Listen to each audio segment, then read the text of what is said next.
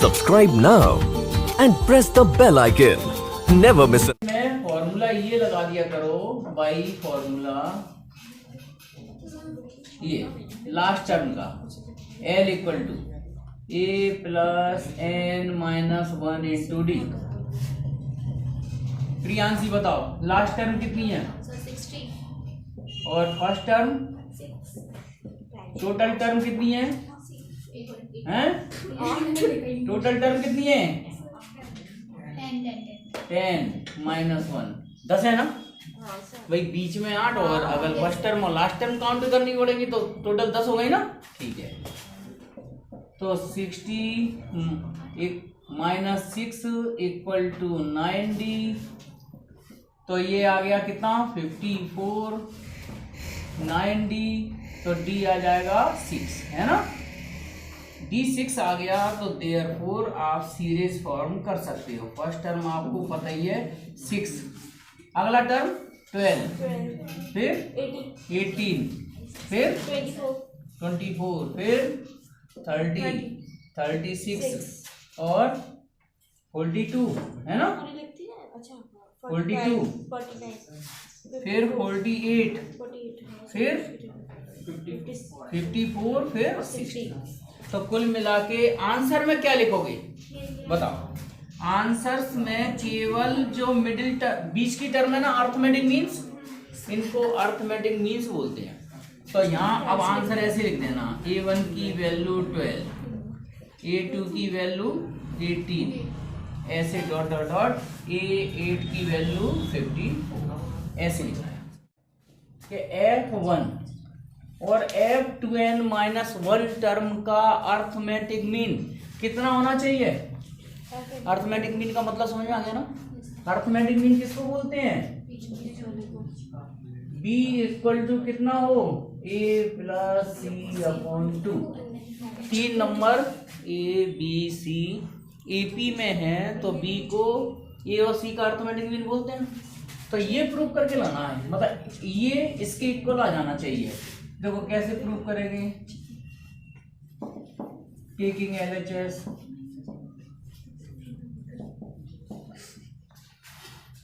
हाँ, F1 F2n minus 1 upon 2, ये divide वाला ये 2 तो ऐसे लिख लिया है ना। F1 की वैल्यू कौन बताएगा? Sir A। ये इसको इक्वेशन बना लो, यहाँ से निकालनी है सारी टर्म F1 की वैल्यू। तो F1 माने तो सीधा सीधा फर्स्ट टर्म ही हो गया, है ना, यही हो गया। और F2n माइनस 1 निकालेंगे इक्वेशन 1 से, n की जगह 2n माइनस 1 लिख दो, तो A plus 2n minus 1 into D. चाहे F1 की वैल्यू निकालनी हो, F1 निकालना है तो इक्वेशन 1 में n की जगह 1 रख दिया। 2n माइनस 1 वाली टर्म निकालना है तो n की जगह 2n माइनस 1 रख दिया। ठीक है, बस इसको सॉल्व कर लो। तो 1 अपॉन 2 A और A 2A हो गया, ये हो गया 2n माइनस 2 इंटू डी, जे 2 कॉमन कर लो तो ये बचा A n minus 1 into D, 2 से 2 कैंसिल हो गया। अब आप इक्वेशन 1 को फिर दोबारा से देखो तो जो F1 के इक्वल आ गया है ना, right hand side, hence prove.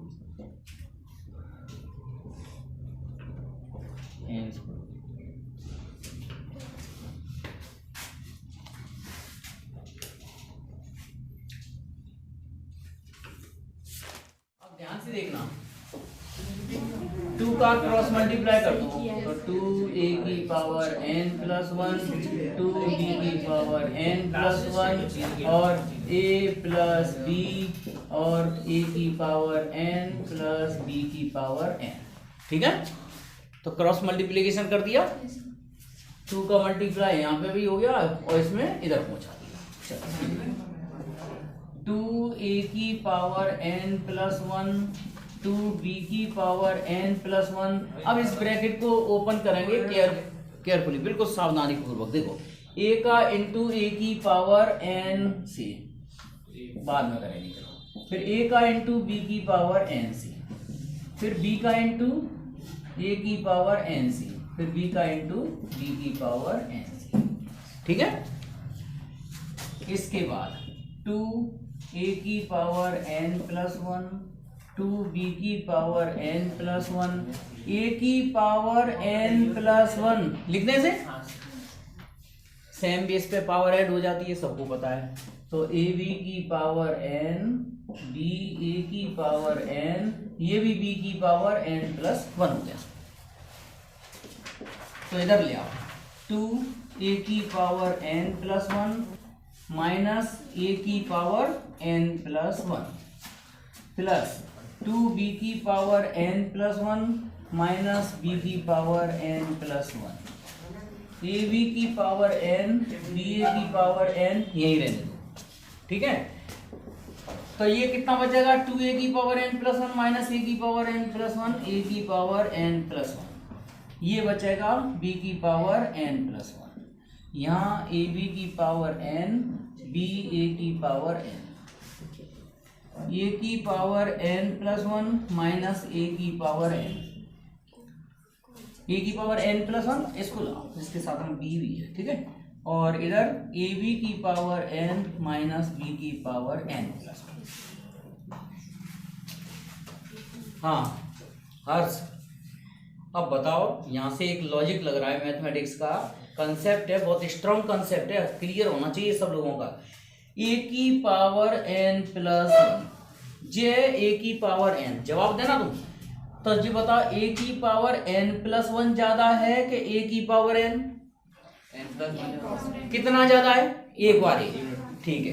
तो कॉमन क्या लिया जाएगा इन दोनों में? कॉमन कितना लिया जाएगा? a की पावर n, क्योंकि कॉमन हमेशा कम लिया जाता है ना। तो यहाँ क्या बचेगा, a माइनस b, है ना। और यहाँ पे भी हम b की पावर n कॉमन लेंगे तो a माइनस b, तो a माइनस बी से a minus B cancel out होगा, ठीक है। अब बिल्कुल सिंपलेस्ट फॉर्म में आ गया सवाल, a की power n equal to b की पावर n। पर अभी हल फिलहाल नहीं दिख रहा कि n कैसे अलग हो। भाई यहाँ बेस a है, बेस b है, n हटा दें तो a इक्वल टू b बचेगा। हमें तो n की वैल्यू बतानी है। अब देखो कैसे, बस इतना और बचा है। यहाँ अपन a की पावर n, b की पावर n इक्वल टू 1 लिख सकते हैं। अब यहीं से देखो क्या कलाकारी की है। अरे इधर लाएंगे, क्रॉस मल्टीप्लाई करें तो फिर भाई डिवाइड में लाएंगे तो उधर बनी रह जाएगा, ठीक है। इसको अपन ऐसे लिख सकते हैं, ए बी की पावर होल n और ए बी की पावर 0 हो गया। अब बेस कंपेयर हो जाएगा तो क्या हो जाएगा, देयरफॉर n इक्वल टू 0, ये है, ठीक है। इस सवाल का सॉल्यूशन ए एंड बी, ठीक है। उनका अर्थमेटिक मीन कितना दिया है, कितना दिया है? Arithmetic mean 7। अर्थमेटिक मीन का मतलब हो गया a plus B upon 2 equal to 7, a plus B equal to 14, एक इक्वेशन बन। एंड इनका प्रोडक्ट कितना दिया है, 45 दिया है। तो प्रोडक्ट हो गया a इंटू बी 45। बस अब जी इक्वेशन 1 और 2 सॉल्व करके a और b की वैल्यू निकालना। ये तो बता ही दिया हर्ष ने कि दोनों नंबर्स क्या होंगे, एक 9 और एक 5। तो सम उनका 14 हो रहा है, उनका प्रोडक्ट कितना है 45। बस सॉल्यूशन बनाना है। आंसर तो पहले ही पता चल गया, 9 और 5 है। 9 और 5 हो गया। तो बताओ चेतन कैसे किया? ए, हाँ सुनो, ए बी की वैल्यू यही रख दो ना, 14 माइनस ए है ना, इक्वल टू 45। तो यहाँ साइड से लिख दो, फ्रॉम 1 से b की वैल्यू हमने 14 माइनस ए निकाली है। तो ये 14a माइनस का a स्क्वायर 45। क्वाड्रेटिक इक्वेशन सारी टर्म्स उधर ले जाओ तो a स्क्वायर माइनस का 14a प्लस के 45 इक्वल टू 0। इसके फैक्टर a माइनस 9 और a माइनस 5 इक्वल टू 0। तो a इक्वल टू 9 और a इक्वल टू 5। आंसर में लिख देंगे, अगर हम पहला नंबर 9 मानेंगे तो दूसरा नंबर 5 मानेंगे, या पहला नंबर 5 मानेंगे तो सेकंड वाला नंबर कितना 9 लेना पड़ेगा। तो 9 5 दे दो। इसमें सुनो ध्यान से, हम मान लेते हैं कि 7 और 71 के बीच में टोटल टर्म कितनी है n, मतलब 7 और 71 के बीच में, इसमें बीच में आने वाली जितनी भी अर्थमेटिक मीन्स हैं वो कितने हैं n, है ना। n की वैल्यू बतानी है तो यहाँ लिखेंगे let total arithmetic means equal to n, ठीक है। अब उसके बाद पहले तो ये फॉर्मूला लगा दो भाई, फॉर्मूला लास्ट टर्म का L equal to A plus N minus 1 into D, ठीक है।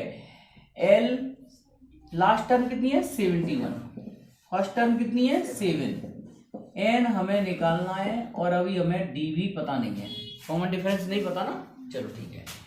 71 minus 7 equal to n minus 1 into D. तो 71 में से कितनी बचेंगे 66 है, हाँ तो 64, हाँ 64, ये इक्वेशन बन दे दो इसको, ठीक है। एंड अब आप यहाँ देखो 5वें नंबर पर क्या है 27, 5वें नंबर का मतलब टर्म कौन सी हो गई 6 नंबर की टर्म हो जाएगी ना। तो a plus 5d equal to कितना 27, a की वैल्यू कितना है 7, d की वैल्यू इक्वेशन 1 से निकाल दो 64 अपॉन n माइनस 1। अब इसको आगे सॉल्व करेंगे तो n की वैल्यू आ जाएगी, है ना। तो 7 को उधर ले जाओ, है ना, तो 7 उधर मान, तो ये 5 into 64 upon n minus 1 equal to 27 minus 6, ऐसे कर दो, ठीक है। तो ये आ जाएगा 5 चौक 20 और 5 छक 30 और 2 32, n minus 1 equal to 20, 320 equal to 20 n minus 20 को इधर ले आओ तो 340 हो गए 20 n, तो n इक्वल टू 340 अपॉन 20, 0 से 0 काट दो, n इक्वल टू 17 दूरी 34, 17 नंबर से आंसर कोई तो 15 आ रहा है, 70 तो नहीं 17 है सर। इसमें तो सर 7 और 71 भी तो इंक्लूड होंगे हैं। हाँ सर, अपन को तो सिर्फ वो अर्थ में, हाँ नहीं तो वो टोटल टर्म्स पूछ रहे हैं कि बीच के मीन्स पूछ रहे हैं।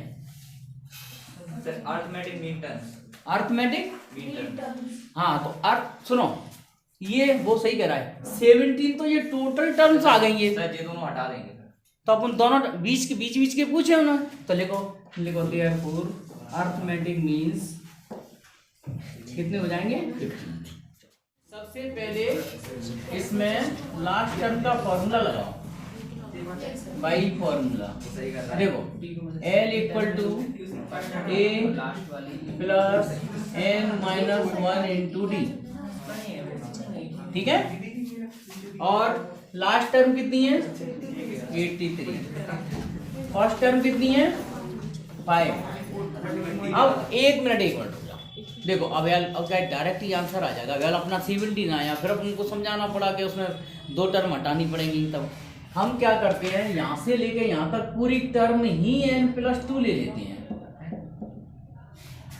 देखो बीच में कितने अर्थमेटिक मीन लिए n, और फर्स्ट टर्म और लास्ट टर्म काउंट हो गए, n+2 टर्म हो गई ना टोटल, इससे n की वैल्यू परफेक्ट बीच वाली आ जाएगी, ठीक है। अब हम 83 माइनस 5 इक्वल टू n+1d, तो n+1 इंटू डी आ गया कितना 83 में से 5 गए तो कितने 78, इक्वेशन नंबर 1। बिल्कुल सेम सॉल्यूशन अब एल जैसा चल रहा है, इसने सोल्व नहीं एंड हाँ a1 ए से ए एन। अब यहाँ थोड़ा सा माइंड लगाना है, देखो ध्यान से देखो TN माइनस है, मतलब सेकंड टर्म और लास्ट से। हाँ तो ये कौन सी टर्म है, सेकंड। अच्छा एक काम, और जी कौन सी टर्म है, लास्ट टर्म। अच्छा अपन ऐसा कर सकते हैं, ध्यान से देखना, माइंड लगाना। A1 को मैं अब जैसे ये कह रहे हैं वैसे नहीं लिख रहा, मैं तो इसको 5 + D लिख रहा हूँ, हो जाता एक ही बात है, A + D। अच्छा लेकिन AN में थोड़ी अलग बात है, 83 - G लिख दूं लास्ट टर्म को, AN को 83 में से D माइनस कर देंगे तो AN के बराबर आ जाएगा, ठीक है। क्रॉस मल्टीप्लाई कर दो तो ये आ जाएगा 7 × 5 = 35 प्लस का 7D, 7 3 कहाँ से लेगा, और ये 83 - D, ठीक है। तो ये आ गया, हाँ 7D और -D कितना हो गया, 7D प्लस का D equal to 83 + -35। 8D equal to कितना, 13 में से 5 गए 8, 8 में से 4 48, तो D आ गया 6, है ना। D की वैल्यू यहाँ रख दो, D की वैल्यू कितनी है, 6, ये रखो D की 78/n+1 = 6 लिख देना साइड से, फ्रॉम इक्वेशन 1 से D की वैल्यू कितनी आएगी ना, 78/n+1, यहाँ लिख देना फ्रॉम 1। चलिए 78 = 6n+6, 78 - 6 = 6n, तो ये आ गया 72 = 6n। 6 का डिवाइड दे दो 72 में, तो n = 6 × 6 = 12, n = 12। कंपटीशन में बहुत हेल्प करता है ये कंसेप्ट, ठीक है। सुनो, A1 A2 A3 ... n term अगर अरिथमेटिक सीरीज में दी है, अगर कोई ने मान लो डायरेक्ट मिडिल टर्म पूछी तो मिडिल टर्म डायरेक्ट बता दोगे ना, इससे फर्स्ट टर्म और लास्ट टर्म का प्लस करके आप कर दो, मिडिल टर्म की वैल्यू आ जाएगी, है ना। तो अब इसे प्रूव करना है, n और ना हो, हाँ नहीं n number of terms odd होना चाहिए। देखो क्यों होना चाहिए, इवन के लिए अलग कंसेप्ट है, इवन के लिए अलग आएगा। तो सुनो इसका प्रूफ देख लो,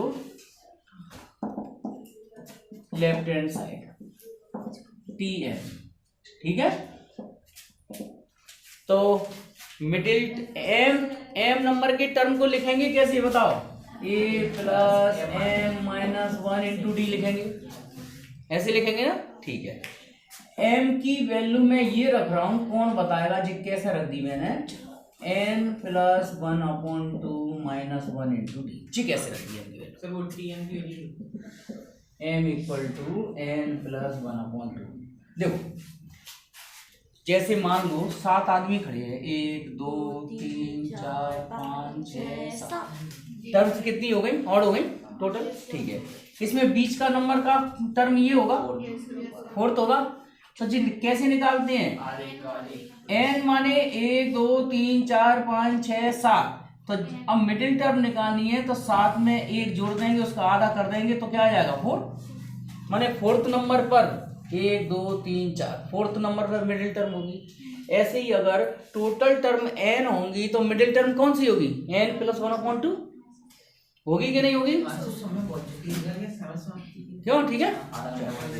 अब सुनो एलसीएम ले लो इसका, n + 1 - 2/2 × D, इसके बाद ये a + n - क्या बचा, हाँ n - 1/2 × D, फिर 2 का भी एलसीएम ले लो, तो ये आ जाएगा 2a + n - 1 × D, ठीक है। और 2a को लिख दो a + n - 1 × D, तो 1/2 जितना काय के बराबर होता है यहाँ से लेके यहाँ तक l के, तो हो गया प्रूफ, यस सर।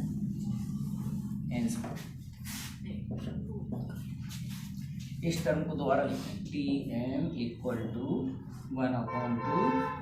a +